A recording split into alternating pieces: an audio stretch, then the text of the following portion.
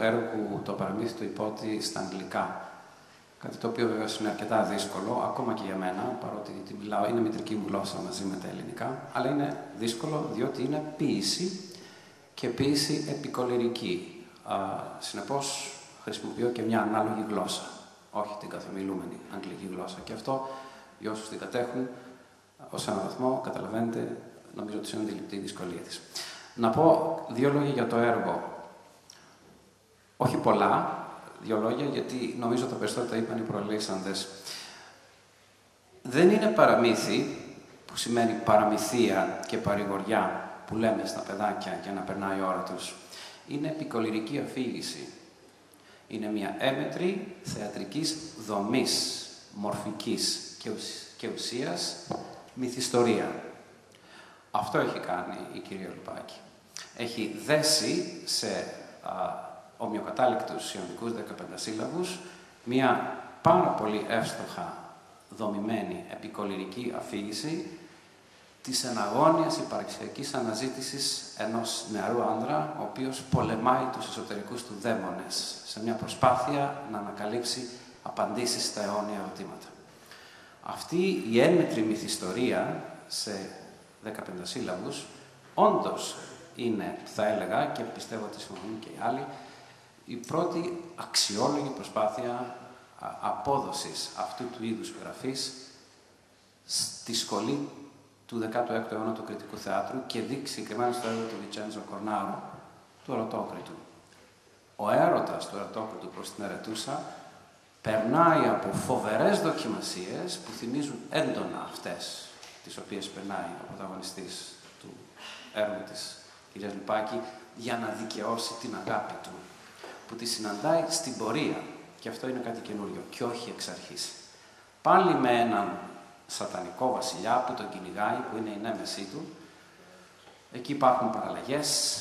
Ο βασιλιάς δεν συμφωνεί, όπως συμβαίνει με τον Ερωτόκριτο, λυγισμένος μπροστά στην αγάπη. Χάνεται, υπάρχει μια νέμεση, φεύγει από τη ζωή και η αγάπη των νέων θα συνεχιστεί παρά το ότι θα διαψευστεί ως ένα σημείο. Με αποτέλεσμα την απόγνωση του Υπότη στο τέλος, που όμως δεν τον αφήνει απογοητευμένο. Όντως, λοιπόν, έχουμε μια προσπάθεια επικολυρικής αφήγησης, δομημένης μορφολογικά, στιχουργικά και ενοιολογικά, σε θεατρική δομή, και συμφωνώ με το σχόλιο του κυρίου στο Video Wall, που είπε ότι θα μπορούσε να αποτελέσει και κινηματογραφικό έργο, κυρίως όμως θεατρικό, κατά τη δικιά μου προσωπική άποψη. Η γλώσσα είναι πράγματι έντεχνα προσαρμοσμένη και διαχεόμενη αρμονικά στο στυλ του κριτικού θεάτρου. Είναι δύσκολο αυτό, πιστέψτε με, να γίνει από ένα άτομο του 21ου αιώνα, έστω των τελών του 20ου και αρχών του 21ου, με τελείως διαφορετικές παραστάσεις και διαφορετική πληροφόρηση, καταιγιστική πληροφόρηση από αυτές του 16ου αιώνα που είχε ο Κορνάρο. Γι' αυτό και είναι αξιόλογο το πόνημα της Κατερίνας και για αυτό τον λόγο, και όχι μόνο για τη μορφική του ισορροπία. Γι' αυτό και ακριβώς, λοιπόν, το λόγο προτίμησα να μην πω ότι είναι fairy tale, αλλά saga, the night saga, παίρνοντας τον όρο, δεν είναι αγγλικός, από την σκανδιναβική ορολογία. Saga και Edda ήταν οι επικολυρικές αφηγήσεις των ηρώων της σκανδιναβικής μυθολογίας. Είναι τέτοιου είδους αφηγήσεις, δεν είναι παραμύθια. Είναι αφηγήσεις του τύπου του Beowulf, στη βρετανική γενικότερη μυθιστοριογραφία, του Chanson de Roland, του τραγουδίου του Ρολάνδο, των υποτών της στρογγυλής τραπέζης κλπ. Αυτό είναι το σάγκα και δεν είναι παραμύθι. Είναι, λοιπόν, θα έλεγα, για να φύγουμε λίγο πιο έξω από τα ελληνικά όρια, ότι μας θυμίζει, μας παραπέμπει περισσότερο, αν θα μπορούσα να το συνδυάσω με κάτι, στο τραγούδι του Ρολάνδο, της γαλλικής λογοτεχνίας, λίγο προς τον Τριστράμ and Ιζόλδη, του Τρίστραμ και της Ιζόλδης, ακόμα λιγότερο, αλλά πάντως με εμφανή σημεία αναφοράς στις υπότες τρογγυλής τραπέζης, με κυρίως σημείο προσέγγισης την αναζήτηση του Grail, του ιερού δισκοπότηρου από τον Γκάλαχαν ή τον Percival σε άλλη εκδοχή, δεν είναι μόνο ένας. Πάλι και οι δύο ήρωες περνάνε τα μοίρια όσα για να βρούνε ουσιαστικά όχι τόσο το δισκοπότηρο, όσο απάντηση στο γιατί ζούμε, το γιατί να ζει κανείς τελικά ή να μην ζει, που λέει και ο Σέιξπιρ. Όλη αυτή η αφήγηση που κάνει η Κατερίνα στο έργο της, όλη αυτή η προσπάθεια του ήρωα να περάσει μέσα από φοβερές διαλκυστίνδες που τη συναντάει από τότε που φεύγει έχοντας ανατρέψει τον πάγκο του πραγματευτή μέσα στο δάσος από μικρό παιδί 13 χρονών, μέχρι ότου παίρνει την τελευταία συμβουλευτική καθοδήγηση από την γυραιά κυρία, ουσιαστικά μία μορφή πεπρωμένου που τον συναντάει στο δάσος. Στη στιγμή της απόγνωσής του δεν είναι τίποτα άλλο παρά μία εκτενή στιχογραφία των αδυσόπιτων μαχών που δίνει για να αντιμετωπίσει τους εσωτερικούς του δαίμονες. Που δεν είναι τίποτα άλλο παρά το τι είναι αυτά που μας τριγυρίζουν, τι αξίζει από μας για να πολεμάμε, τι είναι αυτό που αξίζει να του δώσουμε και τη ζωή μας και, εν πάση περιπτώσει, πώς θα καταγάγουμε αυτή τη μάχη, αυτή την ατελείωτη μάχη. Μέσα από τα τέρατα, τις ερηνίες, τις ειρήνες, περνάει και δίνει αυτές τις συνεχείς μάχες. Όχημά του, όπως είπαν και οι κυρίες πάρα πολύ σωστά, είναι η αγάπη του, που δεν τον εγκαταλείπει ποτέ. Η αγάπη για την αγάπη δεν είναι αγάπη για ένα συγκεκριμένο πρόσωπο. Αγαπάει γιατί τον αγαπάει, γι' αυτόν είναι λύτρωση. Και δεν αγαπάει ένα συγκεκριμένο πρόσωπο. Όταν φτάνει στο νησί που ζητάει τον κύριο του πάγου και για να τον βοηθήσει, δείχνει όχι ικτό, αλλά αγάπη για τους συντρόφους του που τον προδώσανε. Για τους ναυτικούς που ήταν στο πλοίο με αυτόν. Εντυπωσιακό. Εντυπωσιάζει ακόμα και τον ίδιο τον παγετό, που του λέει τι άνθρωπος τελικά είσαι εσύ.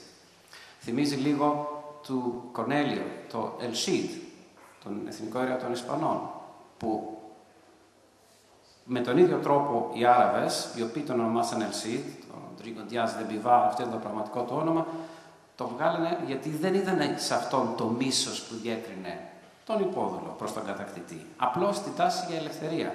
Δεν στόχευε τους Άραβες. Έτσι σας κάνω μια πολύ αδρή ενατένιση όλων αυτών για να δούμε μέσα από διάφορους κύκλους μυθολογικούς και ιστοριογραφικούς τη δύναμη αυτού που λέμε αγάπη τελικά.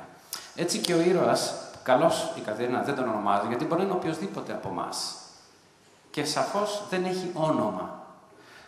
Περνάει από αυτές τις φοβερές δοκιμασίες. Ακόμα και το τέρας, το δράκος, που ήταν τοξωτικό και μεταμορφώνεται σε δράκο και φυλάει την πύλη της χώρας της μουσικής κλπ. Και θεωρείται νέμεση για όποιον πάει να μπει, ητάται στη μονομαχία και ο υπότης πάει να το περιποιηθεί. Είναι εντυπωσιακό. Θα έλεγα εκπληκτικό.